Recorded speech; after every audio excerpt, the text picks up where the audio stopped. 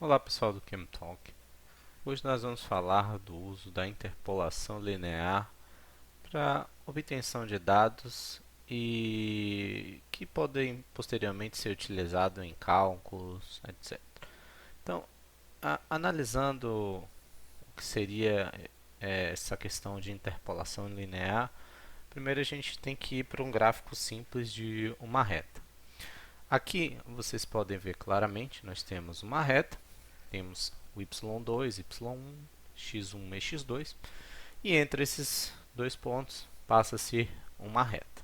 Perfeito? Então, imaginemos que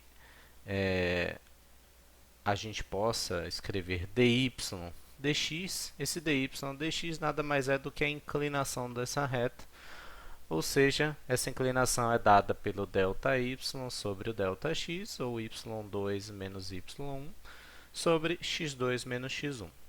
E, evidentemente, como nós temos uma reta, essa inclinação ela é constante. Perfeito?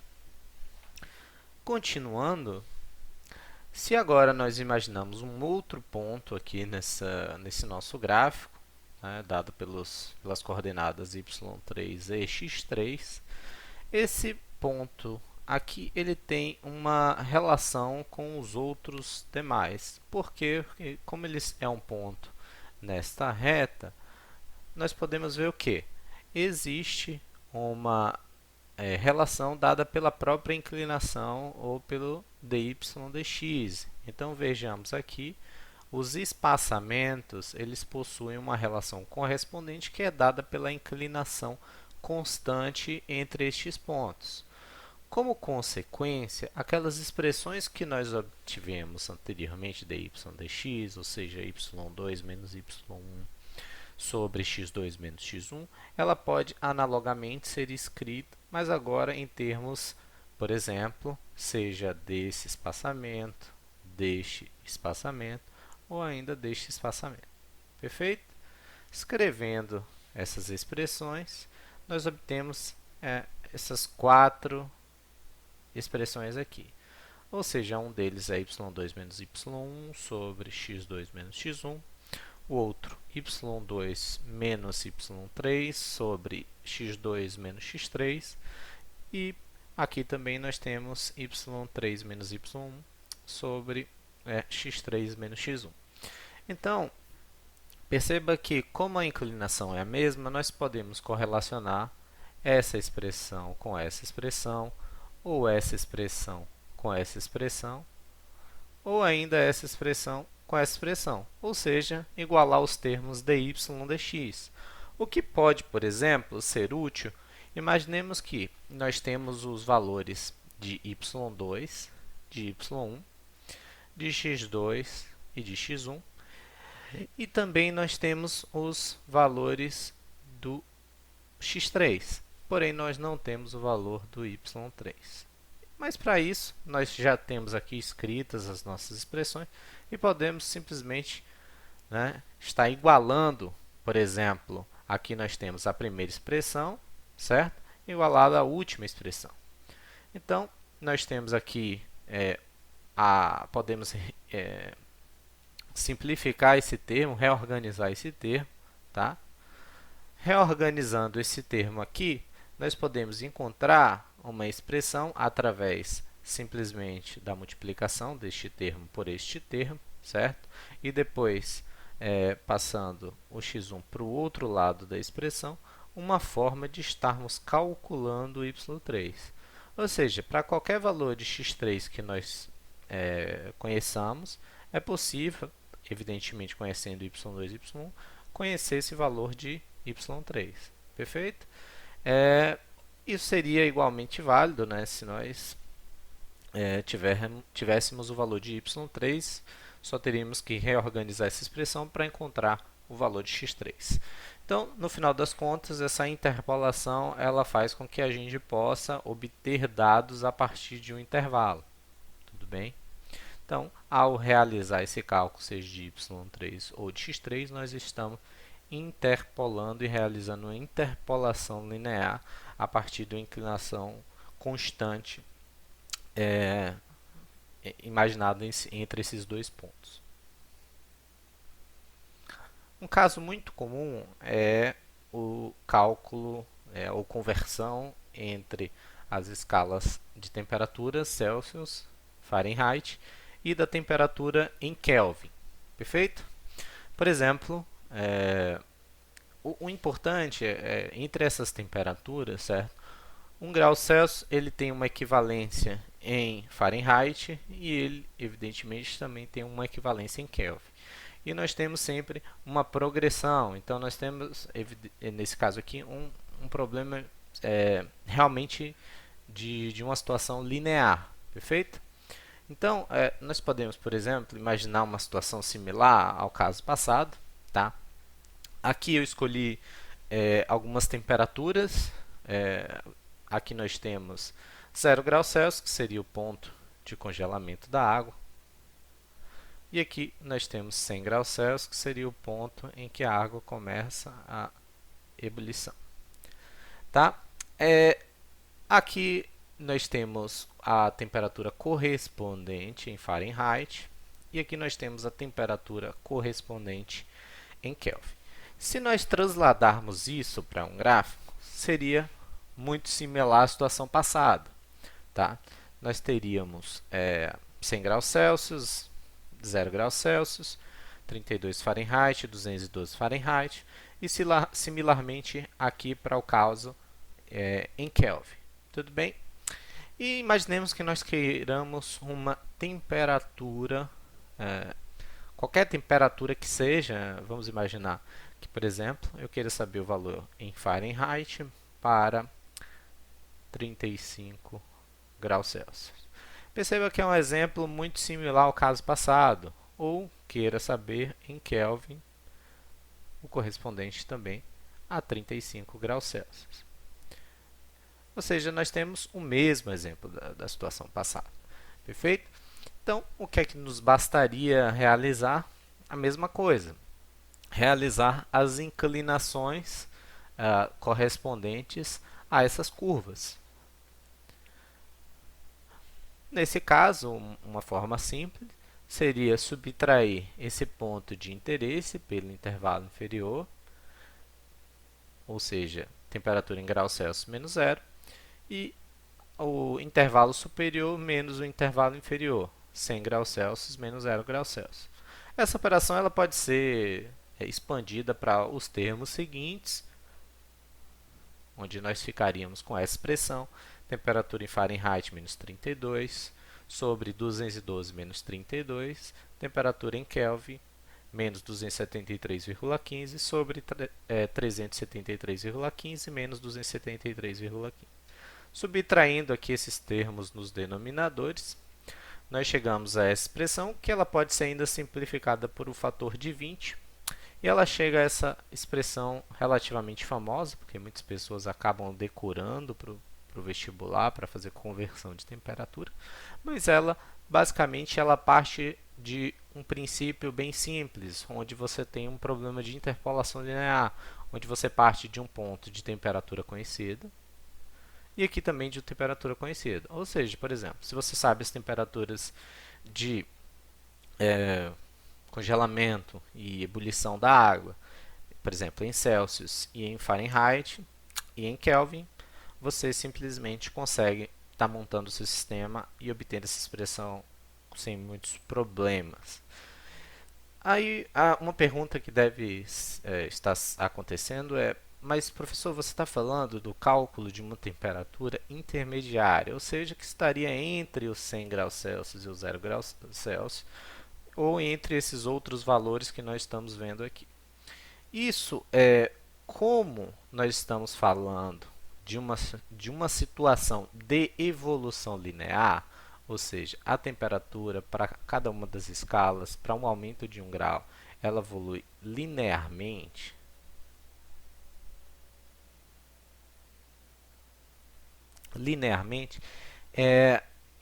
Isso não é um problema que nós, por exemplo, pudéssemos estar tentando calcular, não para uma temperatura de 35 graus, mas para uma temperatura de 120 graus, porque perceba que nós temos uma reta ao longo de toda a evolução de temperatura. como ela foi bem evidentemente mostrada aqui, perfeito? Seria alguma coisa relacionada a essa fase acima, né, do ponto de 100 graus Celsius e aos seus equivalentes em Fahrenheit e em Kelvin.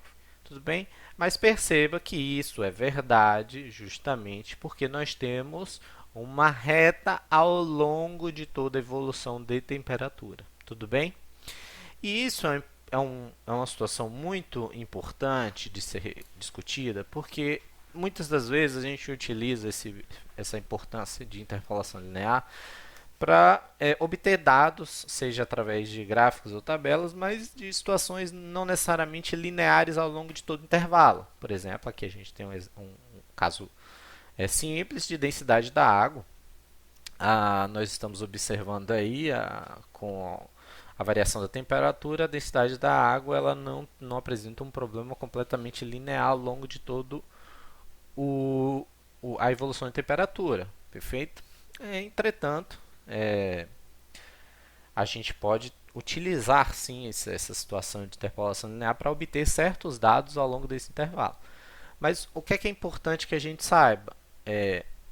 A gente não pode necessariamente utilizar em qualquer situação. A gente tem que entender o caso ao qual a gente está lidando. Como, enfim, qualquer situação na vida, né? Não adianta simplesmente realizar a aplicação de alguma coisa se você não a compreende.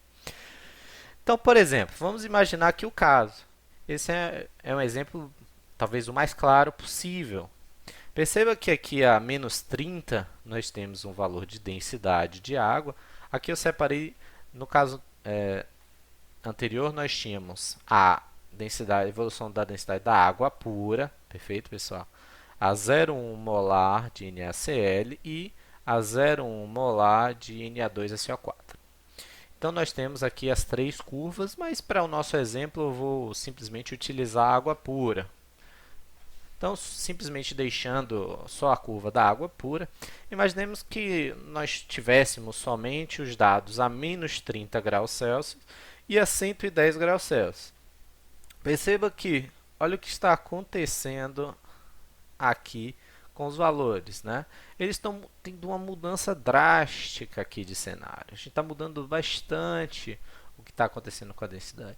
Isso porque a gente está...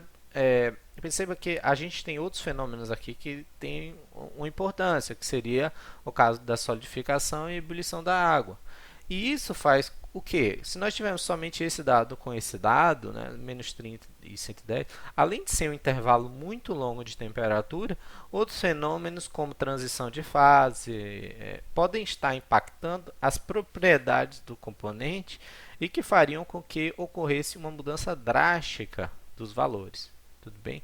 Então é importante que você entenda, se você quer utilizar a interpolação linear para a obtenção de algum dado, que não necessariamente está na tabela ou num gráfico, você tem que entender mais ou menos como aquilo dali está evoluindo. Perfeito, pessoal? Então, nesse caso, se eu utilizasse dessa forma assim, bem errônea, e fosse calcular um dado, por exemplo, 40 graus Celsius, daí estaria completamente fora. Concordo? Entretanto, a gente pode ver que existem faixas de linearidade, né? Aqui é um exemplo, mas vocês devem estar observando que aqui, né, nós temos também uma certa faixa de linearidade. Aqui nós temos uma outra faixa de linearidade. Perfeito? E a gente poderia utilizar esses intervalos de temperatura para, por exemplo, estar calculando algum valor aqui intermediário. Tudo bem? Vamos ver aqui um outro exemplo claro, né? 60 e 70 graus. Se, por exemplo, eu quisesse estar realizando um cálculo de um valor a 62,5 graus Celsius. Isso aqui seria uma possibilidade, eu poderia estar utilizando, porque aqui a gente tem praticamente uma evolução linear entre estes dois pontos. Então, uma tarefa importante a utilizar uma interpolação linear para a obtenção de dados é saber existe algum fenômeno que pode estar ocorrendo naquele intervalo de temperatura, as diferenças entre os pontos aos quais eu estarei interpolando ela é muito grande, por exemplo, nesse caso de temperatura, é muito grande essa diferença de temperatura que faria com que ocorresse uma diferença muito grande de densidade, porque, veja, a gente está utilizando uma ferramenta linear para talvez obter um dado que não necessariamente ele é linear, perfeito? Às vezes as evoluções dos pontos experimentais vocês podem ter um modelo de segunda ordem, primeira ordem, exponencial, né? N situações são possíveis. Aqui um outro exemplo de como, um exemplo prático, vamos dizer assim, de como nós poderíamos utilizar a interpolação linear para obter dados.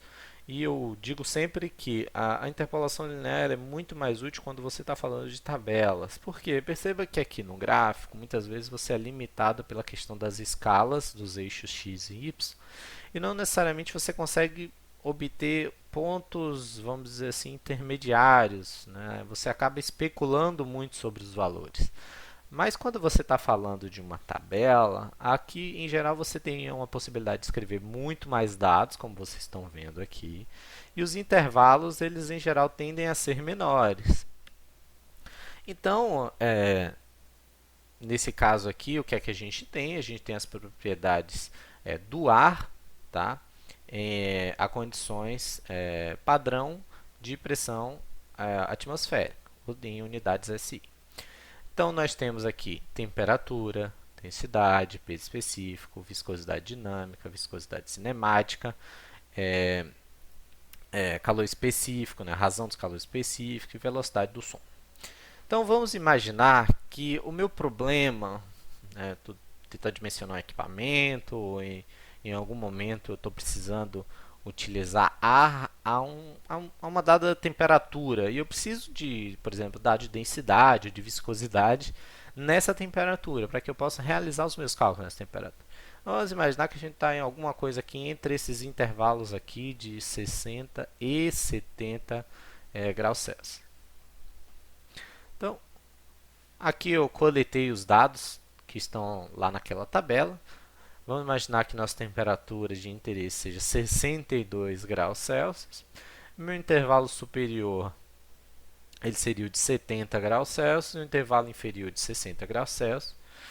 Para esses valores de 60 graus Celsius, a densidade é de 1.060 kg por metro cúbico.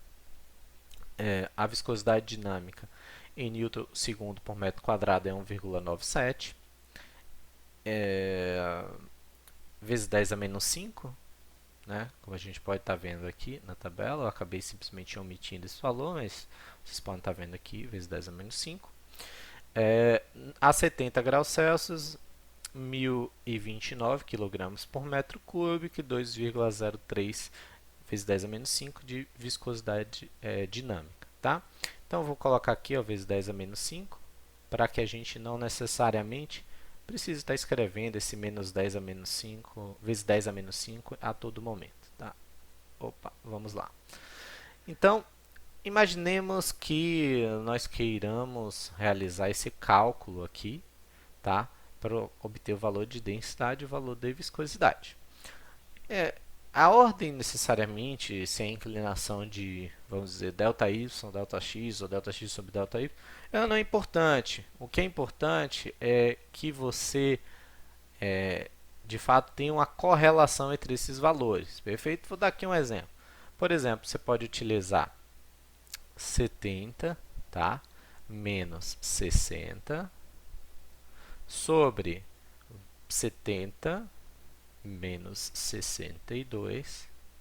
E aqui, veja, o outro lado da expressão ela já está referente aos valores de densidade. Então, eu vou usar os valores correspondentes aos que estão sendo utilizados aqui.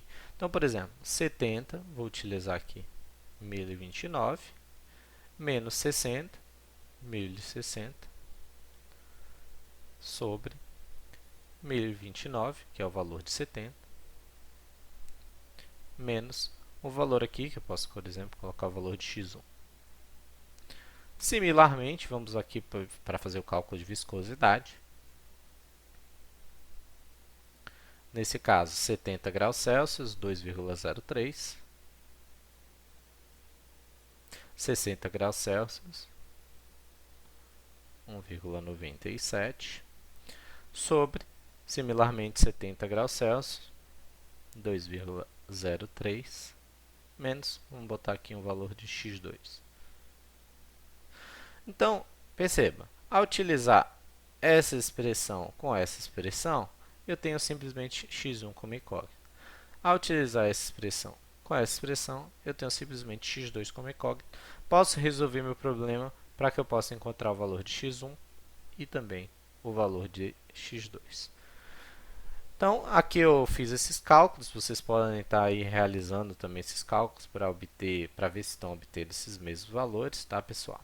Então, a dica talvez mais importante, a interpolação linear é algo muito interessante para que possa ser utilizado para, por exemplo, uma expansão de uma série de valores de uma tabela de propriedades, aqui nesse caso densidade, viscosidade, velocidade do som, mas para outras propriedades termodinâmicas, por exemplo, como entalpia, entropia, energia interna, enfim, própria capacidade calorífica.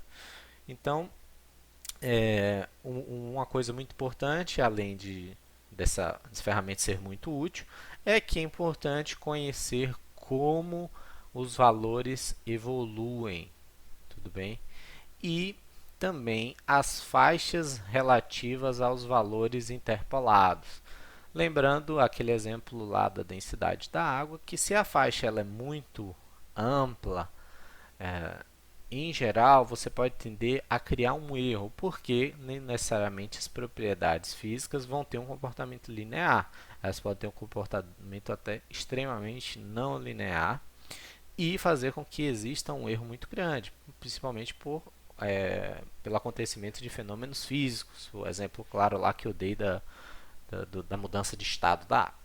Tá bom, pessoal? Se vocês gostaram do vídeo, se inscrevam aí no canal, compartilhem esse vídeo. E deixem aí nos comentários o que é que vocês gostariam de ver como novos conteúdos aqui no canal. Um abraço a todos e até breve.